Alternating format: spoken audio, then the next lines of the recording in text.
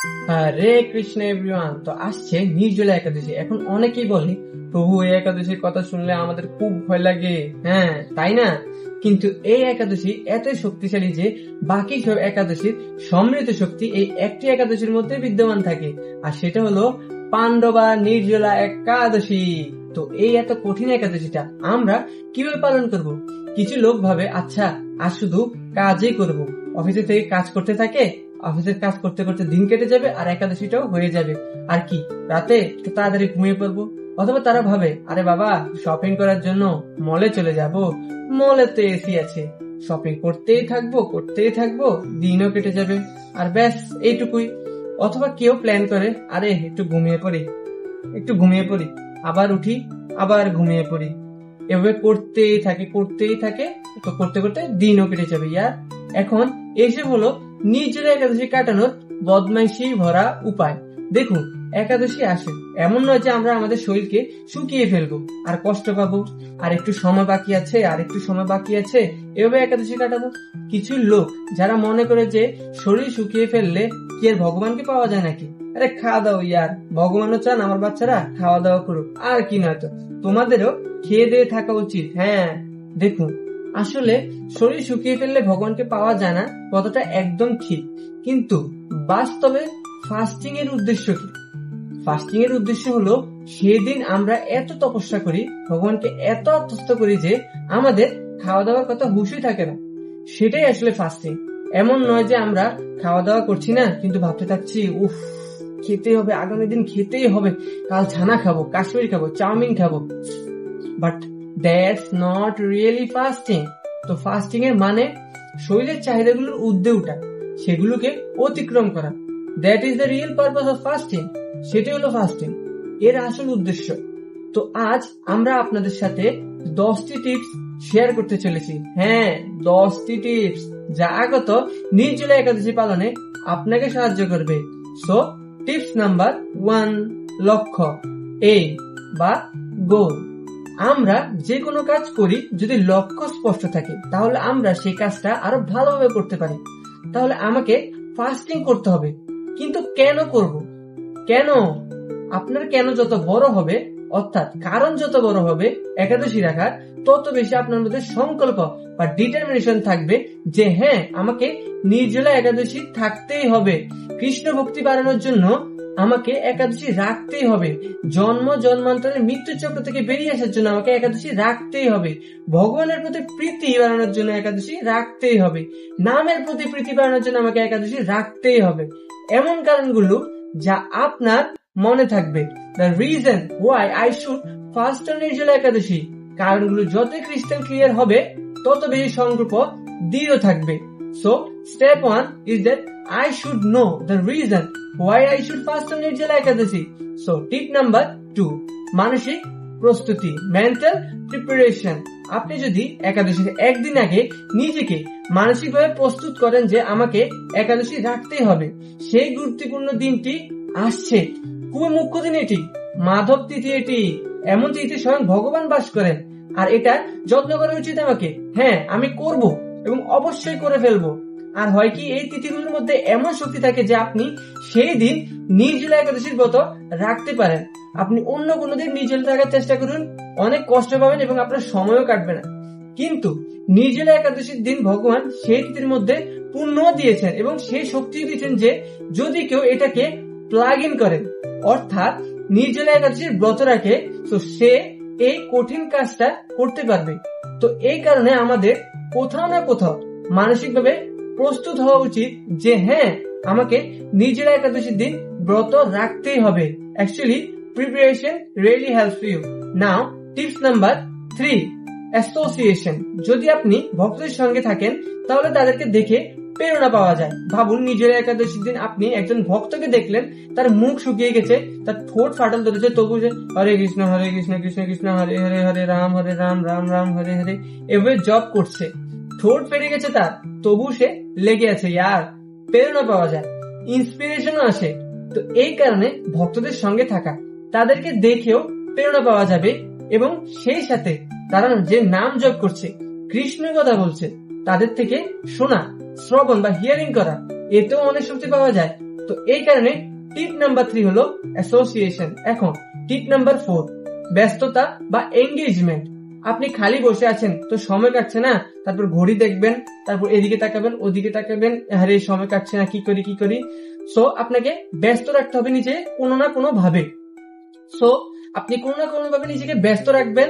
এটা কৃষ্ণ কথা হতে পারে, হরির নাম সংকীর্তন হতে পারে, এমনকি আপনি লিটল কৃষ্ণা দেখতে পারেন, রামায়ণ দেখতে পারেন। মানে নিজেকে কোনো না কোনো ভাবে কোনো আধ্যাত্মিক ব্যস্ততায় নিজেকে আমাদের রাখতেই হবে। তো এইভাবে আধ্যাত্মিক ভাবে যখন আমরা ব্যস্ত থাকি, তখন এই ক্ষুধা তৃষ্ণা আমাদেরকে আর কষ্ট দিতে পারে না। আমরা তার ঊর্ধ্বে চলে যাই, আমাদের চেতনাও এর ঊর্ধ্বে চলে যায়। তো এই ক্ষুধা তৃষ্ণা আমাদের তখন কম কষ্ট দেয়, কারণ আমাদের মন একটি উচ্চতর উদ্দেশ্যে লেগে আছে। তো এই কারণে right kind of engagement is actually needed. So tip number 5 হলো নদীর কাছে যান। Go to the place where there is a river. একটি এমন জায়গায় যান যেখানে নদী আছে। সেটা বৃন্দাবন ধাম হতে পারে, সেটা ঋষিকেশ হতে পারে, সেটা হরিদ্বার হতে পারে। মানে কোথাও না কোথাও যান যেখানে নদী আছে, এবং সেখানে গিয়ে গঙ্গা নদীর তীরে, যমুনা নদীর তীরে, সরস্বতী নদীর তীরে বা গোদাবরী নদীর তীরে, কোন পবিত্র নদীর তীরে গিয়ে বসুন এবং সেখানে আপনি জপ করুন। হয় কি দেখুন, নদীগুলোর আশেপাশে আর্দ্রতা বা হিউমিডিটি খুব ভালো থাকে, অর্থাৎ কিছু বাষ্পীভূত বাতাস থাকে। তো যদি আপনি তাদের সংস্পর্শে থাকেন, তাহলে এর কারণে আপনার তৃষ্ণ খুব কম লাগে। আর মাঝে মাঝে যদি আপনি হর হর গঙ্গে, জয় জয় শ্রী রাধেশ্যাম, জয় সীতারাম এভাবে ডুবকিও লাগিয়ে নেন, স্নানও করে নেন, তাহলে আপনার শরীরের ছিদ্রগুলোতে রিভার্স অসমোসিস এর দ্বারা একটু জল ভেতরে প্রবেশ করবে। তো এই কারণে যে জলের চাহিদা আমাদের মধ্যে একাদশী দিন থাকে, আর একটু জল খাও, তো ফাস্টিং এর সময় তো আমরা জল খেতে পারবো না। কিন্তু হ্যাঁ, এখান থেকে যদি একটু জল আমাদের ভেতরে চলে যায় শরীরের, তাতে আমাদের ফাস্ট ভাঙবে না। তো এই কারণে আপনি কোন পবিত্র স্থানে যান যেখানে নদী প্রবাহিত হচ্ছে। তো গঙ্গা মায়ের আশীর্বাদও আপনাদের নির্জলা একাদশীর ব্রত রাখতে খুবই সুবিধা হবে। এখন টিপ নাম্বার 6, ORS সলিউশন। হ্যাঁ, আপনি একদিন আগে, অর্থাৎ নির্জলা একাদশীর একদিন আগে যখন রাতে ঘুমাবেন, তখন সকাল ভোর 3:30টায় উঠুন এবং ORS সলিউশন পান করুন। কারণ আসলে দিনের শুরু হয় ব্রহ্ম মুহূর্ত থেকে, আর ব্রহ্ম মুহূর্ত শুরু হয় সকাল 4:10 থেকে। তো আর এক মুহূর্ত আগে আপনি উঠে ORS সলিউশন মানে ওর স্যালাইন পান করতে পারেন। তো ORS স্যালাইনের কাজ কি? আপনার শরীরের মধ্যে পানির যে প্রয়োজনীয়তা আছে সেটা সে পূরণ করে দেয়। তো এখন পরের দিন যা হতে চলেছে আমাদের শরীরের সাথে, তখন সে জলের রিজার্ভ ইতিমধ্যে শুরু করে দেয়। তো এই কারণে শরীরে আপনার কাছে কম পানি চায়।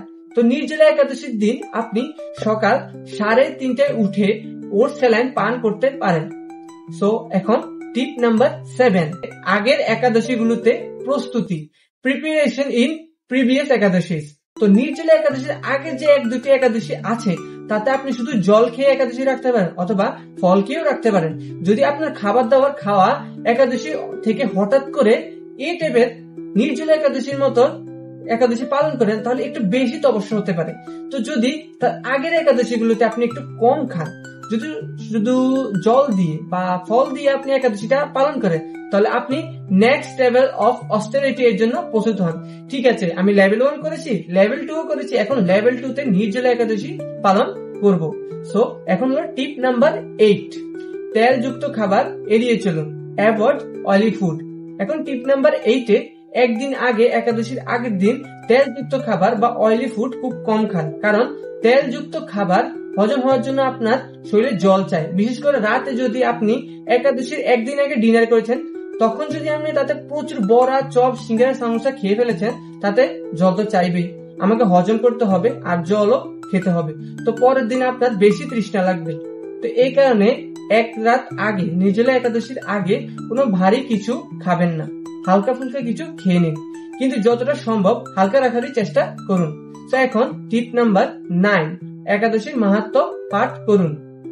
একাদশীর মাহাত্ম্য আমাদের পড়া একান্তই প্রয়োজন। এই নির্জলা একাদশীর কি মাহাত্ম্য যে এ পালনকারী স্বয়ং ভীমসেনও ছিলেন। ভীমসেন বাকি একাদশী পালন করতে পারতেন না, কারণ তার জঠরাগ্নি মূলত তার পাকস্থলীতে থাকে। উনার এত বেশি হজম শক্তি ছিল যে তিনি পুরো গরুর গাড়ি ভর্তি খাবার খেয়ে ফেলতেন। ভাবুন তাতে কত হজম শক্তির প্রয়োজন। কিন্তু এমন ব্যক্তিও নির্জলা একাদশী ব্রত রাখেন, আর এই ব্রত রেখে তিনি এত পুণ্য লাভ করেন যে বাকি একাদশীর সম্মিলিত ফল এই একাদশীতেই পাওয়া যায়। ওয়াও! এর মাহাত্ম আপনি যত বেশি পড়বেন তত বেশি বুঝতে পারবেন, ও এটা খুবই বড় দিন, একটা মহান দিন, আমাকে এটা পালন করতেই হবে। তো এর শ্রেষ্ঠত্ব জানলে এটাকে পালন করার জন্য আরো সংকল্প আমাদের মধ্যে বেশি আসবে। সো টিপ নাম্বার 10, কৃষ্ণের কাছে প্রার্থনা করুন। Pray to Krishna. এখন টিপ নাম্বার 10-এ কৃষ্ণের কাছে আমাদের প্রার্থনা করা উচিত যে প্রভু, আমরা তো সব চেষ্টা করব, কিন্তু আপনার কৃপা ছাড়া এই নির্জলা একাদশী আমরা কিভাবে পালন করতে পারবো? তো যদি এই একাদশী নির্জলা একাদশী ইতিমধ্যেই আপনার কৃপায় সমৃদ্ধ, কিন্তু একই সাথে আমরা যেন এই তপস্যা করতে পারি, এর জন্য ভগবানের কাছে আমাদের প্রার্থনা করা উচিত। দেখুন, আমরা হলাম কলিযুগের লোক। এই কলিযুগের শরীর, মন, সংকল্প আমাদের দ্বারা আর কি বা হবে? তো 1000 বছরের তপস্যা কি একদিনের তপস্যাই আমাদের কাছে ভারী মনে হয়। হ্যাঁ, তো এই কারণে ভগবান শ্রীকৃষ্ণের কাছে আমাদের প্রার্থনা করা উচিত যে হে প্রভু, আমাদেরকে শক্তি দিন। কারণ আমরা ভক্তি বাড়ানোর জন্যই তো এই একাদশী ব্রত পালন করছি। পাপ কাটানো সেটাও দেখুন অন্য বাকি সব জিনিস দিয়ে হয়ে যাবে, কিন্তু নির্জলা একাদশী রাখার প্রাথমিক উদ্দেশ্য যে I should become more and more pure in my ভক্তি।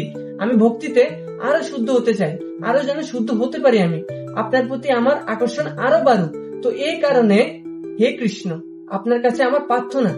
তো টিপ নাম্বার 10 হলো কৃষ্ণের কাছে প্রার্থনা করুন। কৃষ্ণ, আপনি আমাদের নির্জলা একাদশীকে সফল করুন। সো এখন হলো শেষ টিপ, যেটা হলো আপনাদের জন্য একটা বোনাস টিপ, ব্রত ভঙ্গ, ব্রেকিং দ্য ফাস্ট। তো আরো একটি টিপ যা নির্জলা একাদশীর পরের দিনের জন্য, সেটি হলো যে আমরা যতটা উৎসাহের সাথে ব্রত রাখি না কেন, তার চেয়ে বেশি উৎসাহের সাথে আমরা সেটা ভাঙি।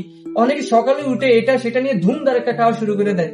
তো এত বেশি যদি আপনি হঠাৎ করে খান একাদশীর পরের দিন, তো পেট বলে আরে ভাই, একদিন এত আকাল আর একদিন এত কিছু, পেট বেচারা গুরু করতেই থাকে, তারপর আপনার লুজ মোশন হতে পারে। এই কারণে আপনাকে একাদশীর পরের দিন হঠাৎ করে অনেক বেশি খাওয়া উচিত না। ধীরে ধীরে খাওয়া শুরু করুন, ঠিক আছে? এইভাবে আস্তে আস্তে খান, তাহলে আপনার পেটও গুড়গুড় করবে না। Then you can gradually break the fast in a very sober and gentle way. স্বাস্থ্যগত কারণে অনেকেই ব্রত রাখতে পারবেন না। হ্যাঁ, নিশ্চিতভাবে এমন লোক থাকবেন যারা এই নির্জলা একাদশী ব্রত পালন করতে পারবেন না। কিন্তু কেন? কারণ হলো স্বাস্থ্যগত কারণ, হেলথ রিজনস, অথবা হয়তো তারা বৃদ্ধ হয়ে গেছে, কিছু বয়স্ক লোক এমন ব্রত রাখতে পারেন না, তাদেরকে ওষুধ খেতে হয়, আর খালি পেটে ওষুধ খাওয়া যায় না। তো এই কারণে যদি এমন কোনো কারণ থাকে যে আপনি বৃদ্ধ অথবা আপনার শরীর অসুস্থ এবং আপনাকে এর জন্য ওষুধ খেতে হবে, আর খালি পেটে ওষুধ তো আপনি খেতে পারবেন না, so please do not worry, ভগবান কৃষ্ণ এত নিষ্ঠুর নন। আচ্ছা, তুই নির্জলা একাদশী রাখিসনি, এই যা সুদর্শন চক্র তার গলা কেটে ফেলো, এমনটা হয় না বন্ধুরা। আমাদের নিজেদের সর্বোচ্চ চেষ্টা করা উচিত যে আমরা এই ব্রতটা খুব ভালোভাবে যেন পালন করতে পারি। তো যদি আপনার এমনটা মনে হয় যে ধরুন কোনো রোগও নেই এবং আপনি বৃদ্ধ নন, তবু আপনার সংকল্প দৃঢ়তা এত নড়বড়ে যে আপনি ভগবানের স্মরণ করতে পারছেন না, তাহলে আপনি কিছু না কিছু খেয়ে নিন। আপনি জল খেতে পারেন। হ্যাঁ, আপনি এমনটা নয় যে কারণে বলছি যে আমি আপনার সংকল্প দুর্বল করে দেই, কিন্তু আমাদের ট্রাভেল শুটিং এর কথা, যে যদি এমন হয় যে নির্জলা একাদশীর দিন আপনার শরীর খারাপ লাগছে, তাহলে এমন অবস্থা আপনার কিছু না কিছু খাওয়া উচিত। আর জল খেতে পারেন। জল খাওয়ার পরে যদি আপনার শরীর না সামলে, তাহলে আপনি ফল খেতে পারেন। ঠিক আছে? তো সাধারণত আমাদের চেষ্টা করা উচিত যে আমরা একাদশীর দিন অত্যন্ত কিছু ভাজা পোড়া না খাই, কিছু ফ্রাইড না খাই। তো ফল খেয়ে নিন, তারপর ওষুধপত্র আপনার মন মতন আপনি খেতে পারেন, এতে কোনো সমস্যা হবে না। কিন্তু প্রাথমিক উদ্দেশ্য হলো অনাহার নয়। প্রাথমিক কার্যকলাপ বা প্রাথমিক উদ্দেশ্য হলো ঈশ্বরের প্রতি আমাদের প্রেম বৃদ্ধি করা, ভগবানকে ভালোবাসার জন্য আমাদের প্রীতি বাড়ুক। তো এই কারণে যদি আপনার মনে হয় যে খালি পেটে প্রীতি কমে যাচ্ছে, এই পেটের আগুন খুব কষ্ট দিচ্ছে, তো স্যার কিছু খেয়ে নিন, কিন্তু শুরু করুন জল দিয়ে, তারপর ফলের দিকে যান। এমন নয় যে সরাসরি পুরো ফল খেয়ে ফেললেন, না, এমন নয়। ধীরে ধীরে এগিয়ে যান, এই অর্থে যে আপনার শরীর যতটা এই তপস্যা সহ্য করতে পারে ততটা তপস্যাই আমাদের করা উচিত। কিন্তু হ্যাঁ, যদি শরীর বলছে না আমার জল চাই, আমাকে ফল জাতীয় কিছু দাও, তবে তুমি কৃষ্ণের স্মরণ করতে পারবে। তো যদি এমন অবস্থা হয়, দেন ইউ টেক সামথিং। কিন্তু হ্যাঁ, remembering Krishna and not to forget Krishna, কৃষ্ণকে ভুলবেন না এবং কৃষ্ণকে সর্বদা স্মরণে রাখবেন। এটাই আমাদের প্রাথমিক উদ্দেশ্য। তো এই কারণে এটাকে মাথায় রেখে আপনি এই ব্রত পালন করুন, অন্যান্য একাদশীও পালন করুন। আদার একাদশী শুড অলসো বি অবজার্ভ। তো কেউ বলতে পারে, আচ্ছা আপনি খুব ভালো বলেছেন যে এই একাদশীর মধ্যে বাকি একাদশীর ফল রয়েছে, আর ভীমসেনে শুধু এই একটা একাদশী রেখেছিলেন, তাই না?